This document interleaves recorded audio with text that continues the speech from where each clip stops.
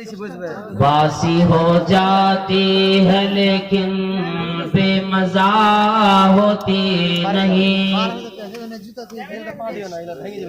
ہر طرح کی بڑائی بزرگی اللہ وحدہ لا شریک خالق کائنات مالک ارض و سماوات کے لیے لائق و زیبا ہے۔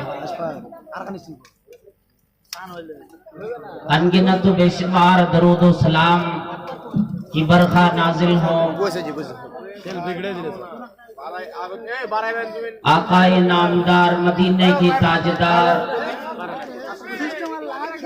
آمنہ کے لال عبداللہ کے جگر حسنین کے دانا مکہ و مدینہ اور پوری دنیا کے رہبر و رہنما پر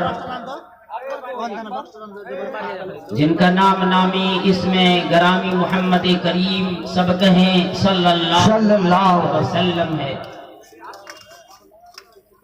اللہم صلی وسلم وبارک علیہ۔ آج کے اس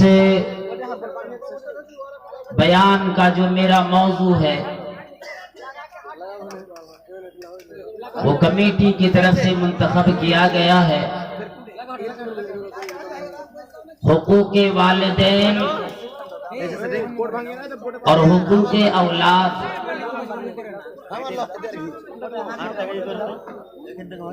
یعنی ہماگیری بیان کرنی ہے، یک طرفائی نہیں کہ صرف والدین کی حقوق کو بیان کیے، اولاد کی بھی کوئی حق ہوتے ہیں،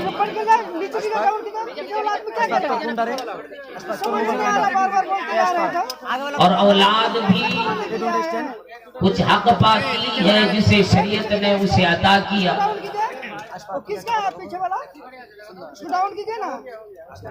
آدھی رات گزر چکی، ٹھنڈی رات بھی ہے،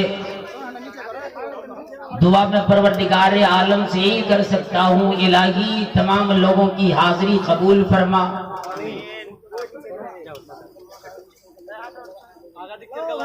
قرآن کریم کی جو آیت کریمہ میں نے پڑھی سورۃ الاسراء، جب ہم اور آپ قرآن کریم کو پڑھتے ہیں تو ایک جگہ نہیں بلکہ کئی جگہوں پر اللہ تبارک و تعالی نے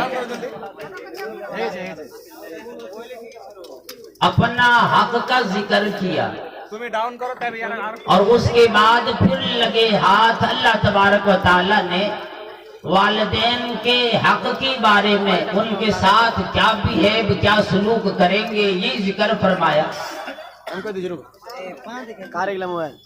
اور دونوں چیزوں کو بیان اللہ تبارک و تعالیٰ نے قرآن کریم میں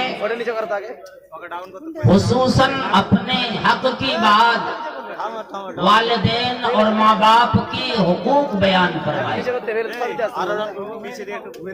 اور پھر اس کی کیفیت بھی بتلائی، حالت بھی بتلائی کہ شاید انسان جب بچپن سے جوانی میں چلا آتا ہے تو ان چیزوں کو بھول جاتا ہے کہ میری ماں نے میری پرورش، ابا نے پرورش کیسے کی، کیا حالت تھی۔ جس طرح اللہ رب العالمین نے فرمایا کہ اللہ وہی ذات ہے جس نے تمہیں کمزوری میں پیدا کیا، جس کمزوری میں پیدا تمہیں کیا، تمہیں کوئی بھی چیز نہیں آتی تھی، نہ کچھ اپنے ہاتھوں سے کر سکتے تھے، نہ پیروں میں طاقت تھی، بلکہ جس آنت میں آج تم ہڈیاں چبا کر ڈال جاتے ہو، ہضم کر جاتے ہو، اس میں دودھ بھی اگر موٹا دے دیا جاتا تو وہ دودھ بھی ہضم نہیں کر پاتی، اتنی کمزوری تھی، اور منع کرنے کی وجہ سے، ڈاکٹروں کے منع کرنے کی وجہ سے ماں نے تمام چیزوں کو تج دیے، تمام چیزوں کو چھوڑ ڈالا۔ تھوڑا ازدحام ہونے سے بہتر ہے کہ رہنے دیں، زیادہ شور شرابہ نہ کریں، اور آپ لوگوں سے گزارش ہے جتنے آپ لوگ ہیں پیچھے والوں کو بھی ذرا دیکھنے دیں۔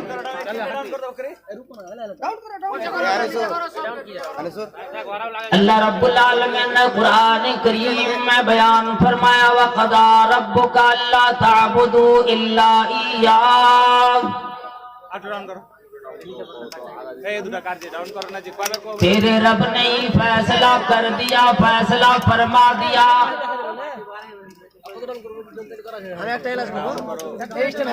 کہ عبادت اس زمین پر کسی اور کی اللہ کی سوا نہیں کی جائے گی۔ یہ حتمی فیصلہ اللہ رب العالمین نے اس لیے فرمایا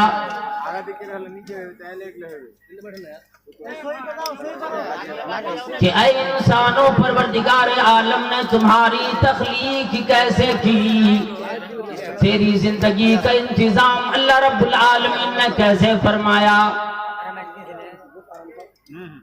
پیدائش سے پہلے بھی اللہ رب العالمین نے تمہیں روزیاں پہنچائی، عدم سے وجود بخشا۔ سورہ دہر کے اندر یہ بیان آتا ہے هل أتى على الإنسان حين من الدهر، کیا انسانوں پر ایسا زمانہ گزرا ہے، کیا ایسا وقت بھی آیا لم يكن شيئا مذكورا، اس وقت انسان کچھ بھی نہیں تھے، ذکر بھی اس کا نہیں تھا، کسی کو معلوم بھی نہیں، پتہ بھی نہیں۔ لم یکن شیئا مذکورا، اس کا ذکر بھی نہیں ہوتا تھا۔ اس عدم سے، اس غیر موجودگی سے موجودگی بخشی، وجود بخشا، اور جس کی وجہ سے انسان آج وجود میں آ جاتا ہے۔ پھر دنیا میں اللہ رب العالمین نے انسانوں کی زندگی کے لیے، زندگی گزارنے کے لیے جو اللہ رب العالمین نے انتظام دنیا میں فرمایا، اور دنیا کے اندر جو انتظام دی، ہوائیں چلائی، سورج نکالا،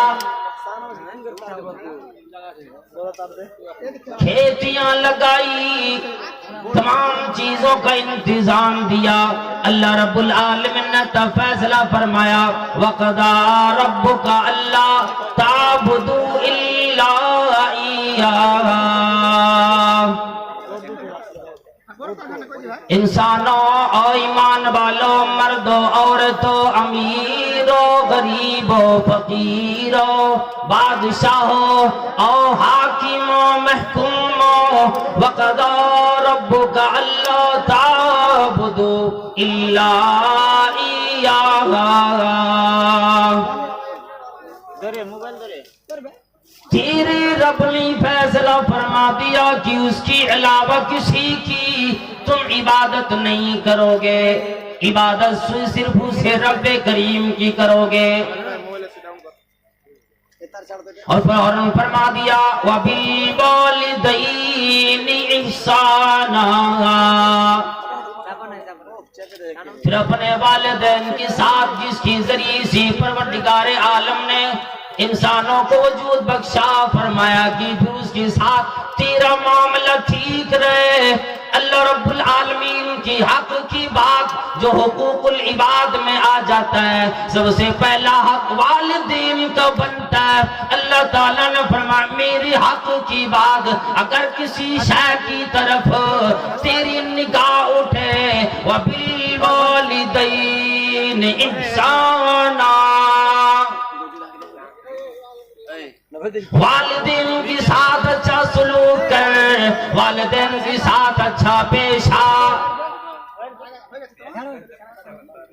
اور یوں فرما دیا جوانی میں والدین تمہیں کما کے کھلاتا ہے، خود بھی اپنی جوانی تیری وجہ سے، والدین تیری وجہ سے اپنی جوانی تیری حوالے کر دیتا ہے، تیری زندگی مضبوط بنانے کے لیے، تجھے جوان و قوی بنانے کے لیے والدین اپنے تمام عیش و آرام کو تج کر ہر وقت تیری فکر میں لگا رہتا ہے۔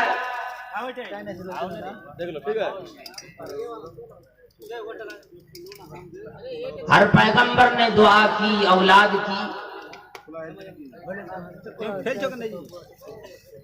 اور ہر ایک کی خواہش تھی۔ اللہ تبارک و تعالیٰ نے دنیاوی زینت بنایا۔ المال والبنون زینت الحیات الدنیا والباقیات الصالحات، زینت بنائی۔ لیکن یہی اگر نیک اعمال پہ اتر آئے، یہی اولاد کو نیک بنا ڈالے، پھر کہتے والباقیات الصالحات، پھر تیری نیک اعمال باقی رہنے والے بن جائیں گے۔ فَمَا وَإِمَّا يَبْلُغَنَّ عِندَكَ الْكِبَرَ أَحَدُهُمَا أَوْ كِلَاهُمَا۔ اللہ رب العالمین نے جوانی کو چھوڑ کر والدین کی بڑھاپے کے عمر کو بیان فرمایا۔ اما یبلغن عندک الکبر احدہما، یہ فرمایا کہ ان دونوں میں سے کوئی ایک اگر تمہاری زندگی میں بڑھاپے کی عالم میں پہنچ جائے۔ کتنے لوگ وہ ہوتے ہیں جن کی بچپن میں والدین کا سایہ سر سے اٹھ جاتا ہے۔ کتنے جوان وہ بیٹھے ہوں گے جن کی والدین میں سے کوئی ایک موجود نہیں۔ کتنے وہ لوگ بھی بیٹھے ہوں گے جن کی والدین میں سے دونوں میں سے کوئی نہیں۔ کتنے وہ لوگ ہوں گے جن کا دادا بھی موجود ہے، ابا اماں بھی موجود ہے، بڑا خوش نصیب ہے وہ آدمی۔ تمہیں اگر بڑھاپے کی عمر میں کوئی دونوں میں سے کوئی ایک تمہاری جوانی میں اس کا بڑھاپا مل جائے، تمہاری زندگی میں اس کا بڑھاپا ملے۔ جوانی کا ذکر نہیں، خصوصاً بڑھاپے کا ذکر کیا ہے۔ اور والدین ہم اور آپ جیسے جوان ہیں، اپنی اولاد کی خاطر دوڑ دھوپ روزانہ کرتے۔ اولاد کی سر پہ ماں ہاتھ رکھتی ہے، بخار لگا ڈاکٹروں کے پاس لے کر دوڑتی ہے، ماں کی نیند حرام ہو جاتی۔ ابا روزانہ جا کر کے دوسرے کے یہاں مزدوری کرتا ہے، کام کرتا، ٹھوکریں کھاتا ہے، گالیاں سنتا ہے، زود و کوب سنتا ہے۔ ایک آدمی کہتا میاں چھوڑ کیوں نہیں دیتے؟ تیرا مالک تیرے ساتھ اچھا رویہ اختیار نہیں کرتا تو اس کا کام چھوڑتا کیوں نہیں؟ وہ کہتا ہے میں تو چھوڑ دیتا لیکن اپنی اولاد کی وجہ سے مجھے تو کوئی کام کرنا پڑے گا نا۔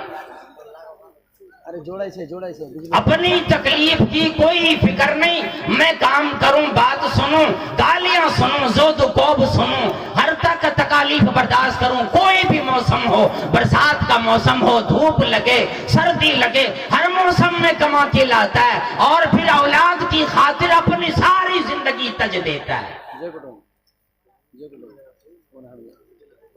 اور پھر بڑھاپے میں اگر پہلے ایک کا ذکر فرمایا پھر زندگی کے بڑھاپے کی عمر کا ذکر فرمایا، وجہ کیا ہے؟ وجہ یہ ہے کہ اگر دونوں والدین میں سے دونوں زندہ ہوں، اگر بیٹا تکلیف دیتا ہے، بہو تکلیف دیتی ہے، آپس میں میاں بھی دونوں بول کر اور اپنے غم کو ہلکا کر لیتے ہیں۔ اگر بیٹے نے ابا کے ساتھ اچھا سلوک نہ کیا، ابا جا کر اس کی ماں کے پاس بیٹھ کر یعنی اپنی بیوی کے پاس بیٹھ کر اپنے غم کو ہلکا کرنے کے لیے یوں ذکر کرتا پھلا بیٹے نے مجھے آج یہ بات کہی، بیوی تسلی دیتی ہے ٹھیک ہے بات تو کہی، بیٹا تو اپنا ہے، صبر کر لیجئے، یہی بیٹا آپ کا کام آنے والا ہے۔ یعنی ایک دوسرے کا غم گسار ہوتا ہے، لیکن قرآن کریم نے پہلے ایک کا ذکر فرمایا اس لیے کہ اور لوگوں اگر صرف ماں موجود ہو یا ابا موجود ہے، اگر بیٹا تکلیف دیتا ہے، رات ہوتا ہے، غم سی پگھلا جاتا ہے، کس کو اپنا غم سنائے، کس کو اپنا ٹکڑا بیان کرے، کس کے سامنے ذکر کرے، کس کے سامنے اپنے بیٹے کی شکایت کرے، شکایت بھی کیا نہیں جاتا، اماں موجود نہیں، ابا رات تو دل پریشان ہوتا ہے۔